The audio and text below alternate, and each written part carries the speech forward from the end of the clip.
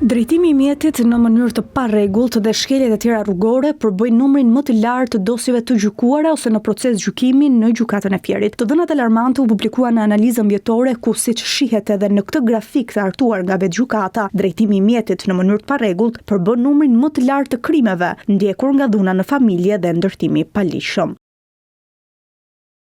Në total, gjykata ka marrë në shurtim për gjatë vitit që shkoi 295 dosje për drejtim të mjetit në mënyrë të parregullt dhe afërsisht 80 për shkelje të tjera rrugore. Shifrat për shkeljen e rregullave të qarkullimit janë të njëjta krahasuar me vitin 2024, ku gjithashtu përbënin volumin më të madh të çështjeve penale të gjykatës, ndërkohë rritje ka shënuar dhunën në familje, por mbetet gjithsesi në vend të dytë pas shkeljeve të rregullave të qarkullimit rrugor. Sa I takon dënimeve, gjykata e Fierit ka aplikuar në masë dënimet alternative si kundër pohoi kreu I gjykatës Noel Veizaj.